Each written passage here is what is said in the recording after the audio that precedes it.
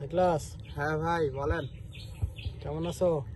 এই তো আছি আলহামদুলিল্লাহ। আপনি কেমন আছেন? আছি ভালোই। কোথায় আসছো এখন? আমরা আসছি এখন হচ্ছে যে 10 মিনা।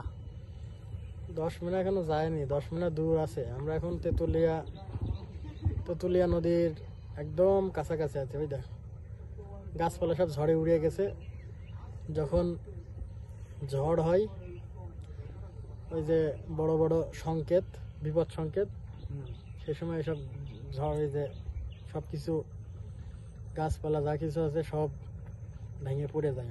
অনেক গাছ ছিল, সব শেষ। ঠিক না বলো? হ্যাঁ, আর পিছনে যে ওই নদীর নাম কি? এই নদীর নাম হচ্ছে তেতুলিয়া নদী। তেতুলিয়া নদী কেমন দেখতে? নদীটা অনেক সুন্দর, অনেক বড় নদী। এই নদী পার হয়েছে কখনো? হ্যাঁ, পার হয়েছে। পার হয়ে কই গেছিল? এদিক তাকা। চন্দ্রদ্বীপ গিয়েছিলাম পার হয়ে। তো এই নদী পার হয়ে একদম ফুল যদি পার হও, তাহলে কি কোথায় যাওয়া যাবে জানো? না না, সেটা তো জানি না।